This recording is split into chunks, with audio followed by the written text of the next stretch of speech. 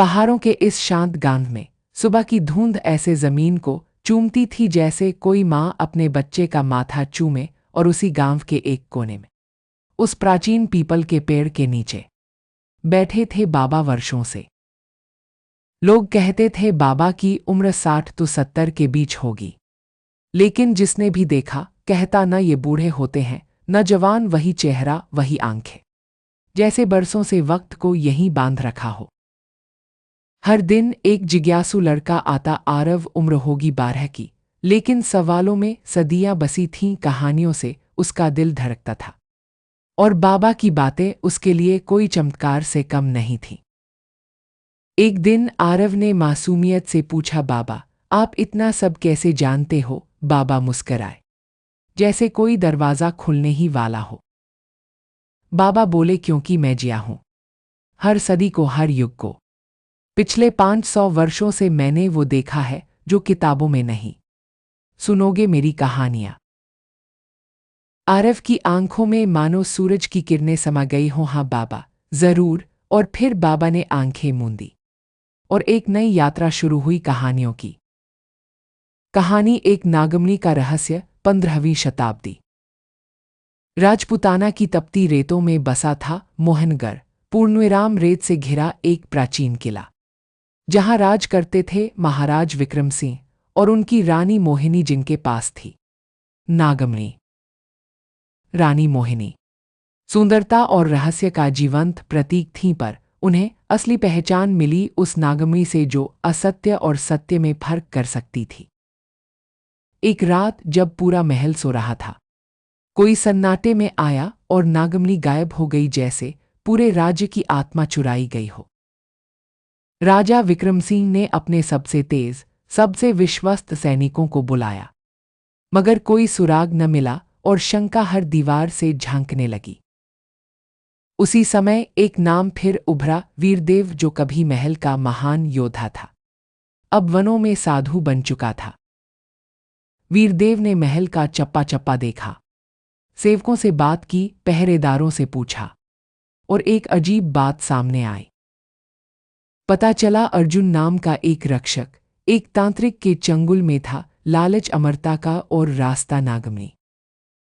वीरदेव ने अर्जुन का सामना किया बिना हथियार, बिना क्रोध, और अर्जुन की लालसा उसके विवेक से हार गई। नागमनी वापस आ गई। रानी की आंखों में संतोष था और राजा ने वीरदेव को पुनः दरबार में स्थान दिया, आदरपूर्वक।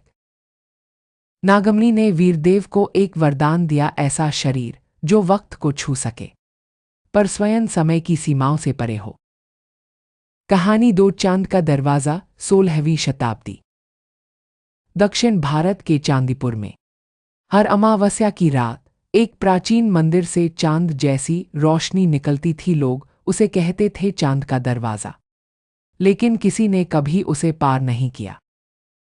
वहीं एक छोटी चोरनी थी, लीला। भूख उसकी मजबूरी थी और चोरी उसका रोज का काम, लेकिन दिल वो अब भी मासूम था, अपने भाई के लिए धड़कता था। एक रात वह उस मंदिर के पास पहुंची और पहली बार दरवाजा खुला। रोशनी में नहाया हुआ चुपचाप बुला रहा था। अंदर की दुनिया उल्टी थी, समय पीछे भागता था, बूढ़े लोरियां गाते थे और बच्चे प्रवचन देते थे। लीला उलझ गई, उसे समझ ही नहीं आया कि वो कहाँ आ गई है। उसी समय आया एक फकीर, जिसे समय की गति में असंतुलन महसूस हो रहा था। उसने समझ लिया दरवाजा किसी अनजाने को पार नहीं करना चाहिए था। लीला हर कदम पर उलझ रही थी, हर गलती उसे एक और समय में पहुंचा देती। ना कोई और था, ना छोर, वो फंस चुकी थी था समय के जाल में। फकीर बोला, समय को पलटने की कोशिश मत करो, जो बीत गया उसे जाने दो और जो आए उसे अपनाओ। उस पल लीला समझ गई, भागना हल नहीं था। उसने दरवाज़ा बंद कर दिया और पहली बार सुकून पाया, ना भविष्य का डर, ना अतीत की गिरफ्त, बस आज का सामना करने का साहस। कहानी 3 शत्रुराज। 17वीं शताब्दी। विंध्य की पहाड़ियों में एक भय का साया मंडराता था। लोग कहते वहां कोई है जो हर पूर्णिमा की रात एक पहेली पूछने आता है। शत्रुराज गांव वाले घरों में छिप जाते थे, दरवाजे बंद, सांसें रुकी हुई, क्योंकि शत्रुराज जिससे सवाल पूछता, अगर उत्तर ना दे सको तो आत्मा छीन लेता था। एक दिन आया एक शताब्दी वैद्य, उसकी कहानियों में दवा थी, उसकी जड़ी बूटियों में सुकून। लोग उसकी तरफ खींचे चले आए। गांव वालों ने उससे मदद की गुहार लगाई। वैद्य मुस्कराया, अगर वो सवाल करता है तो मैं उत्तर दूंगा। उस रात वैद्य गया जंगल की ओर और शत्रुराज सामने आया, जैसे वो उसे ही ढूंढ रहा हो।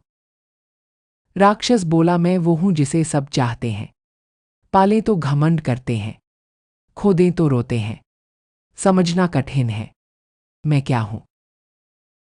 वैद्य ने आंखें मूंदी और कहा, तू है। अहंकार। राक्षस थम गया, हवा रुक गई। राक्षस बोला, मैं कभी एक साधारण योद्धा था, पर घमंड ने मुझे यह रूप दिया, और पहली बार उसकी आंखों में पछतावा था। उस रात राक्षस मुक्त हुआ और जंगल पहली बार शांति में सांस ले पाया। कहानी 4 जादूगर की रात, 18वीं शताब्दी। 1800 के दशक में, जब भारत पर पराये झंडे लहरा रहे थे, एक मेले ने सबका ध्यान खींचा, इल्म मेला। और वहीं आया मिर्जा इल्मवाला, एक ऐसा जादूगर जो लोगों के मन पढ़ सकता था। मिर्जा की आंखें सीधे आत्मा में उतर जाती, वो तुम्हारे डर, दुख और गुस्से को निकालकर तमाशे की तरह दिखा देता। लोग हंसते, लेकिन अंदर से कांपते थे। फिर आई एक लड़की, रानी। आंखें तो उसकी नहीं देखती थी, पर दिल पढ़ता था हर चाल। उसने मिर्जा को चुनौती दी, तू मेरा डर दिखा अगर है तो। रानी और वो साधु साथ निकले मेला छोड़कर, लेकिन पीछे मिर्जा का साया कांप उठा। उसने अपना सबसे बड़ा रहस्य छुपा रखा था, आईना।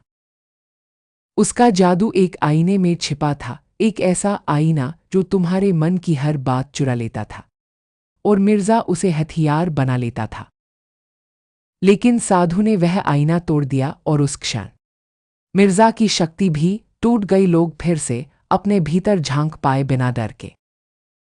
कबूतर कहानी 5 आखिरी जंग, 19वीं शताब्दी। बंगाल की खाड़ी के किनारे एक छोटा सा गांव, यहां रहता था एक बूढ़ा मछुआरा रघु। पत्नी गीता अब इस दुनिया में नहीं थी। बेटा अर्जुन शहर चला गया था, और गांव रघु को कब का भूल चुका था। पर आज रघु मछली पकड़ने नहीं, खुद को समंदर के हवाले करने निकला था।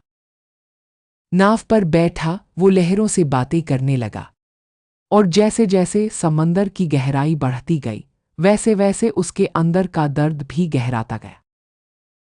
तभी अचानक पानी की तह से प्रकट हुआ एक विशालकाय दैत्य। उसकी आंखें जुगनों जैसी चमक रही थीं। ओ मछुआरे, दैत्य गरजा, 3 सवाल पूछूंगा, उत्तर दिए तो जीवन बचेगा और मिलेगा सोना, वरना तू समंदर का हिस्सा बन जाएगा। रघु कांप गया, पर बोला, पूछो। तैयार हूं। पहला सवाल, बचपन में वो कौन सी घटना थी जिसने तुझे समय से पहले बड़ा बना दिया? रघु की आंखें भर आईं। 9 साल की उम्र में पिताजी समंदर गए और लौटे ही नहीं, मां को दिलासा देते देते खुद बड़ा बन गया। दूसरा सवाल, वो कौन सा फैसला था जवानी में जिसका पछतावा आज भी तुझे जलाता है? रघु बोला, गीता बीमार थी, पर मैं लालच में समंदर चला गया, लौटा तो वो जा चुकी थी। तीसरा सवाल, कब तूने अपनी इच्छाओं के आगे जिम्मेदारियों को रौंद डाला? रघु का सिर झुक गया। उसके बाद मैं जुए और शराब में डूब गया, औरतों में खुद को खो दिया। बेटे की चिट्ठी आई, आप मर चुके हैं बाबा, और मैंने पहली बार सच में खुद को देखा। दैत्य शांत हो गया और फिर बोला, तूने अपने अंधेरे को स्वीकारा, यही सच्ची ताकत है। अचानक रघु की नाव में सोने के सिक्के चमकने लगे, लहरें शांति से हिलने लगी। अगली सुबह गांव वालों ने रघु को देखा, उसके चेहरे पर फिर से जीवन था। अब वो बच्चों को मछली पकड़ना नहीं, जिंदगी पकड़ना सिखाता था। जो समंदर कभी उसका अंत बनने वाला था, वो अब उसकी नई शुरुआत बन चुका था। क्योंकि जिंदगी हमें कई बार तोड़ती है, लेकिन अगर हम अपने सच को स्वीकार लें तो समंदर भी माफ कर देता है। अगली सुबह बाबा नहीं थे, ना कोई चाय न कोई बात, लेकिन पेड़ के नीचे एक नागमणि पड़ी थी और आरव की मुट्ठी में नए युग की कहानियां।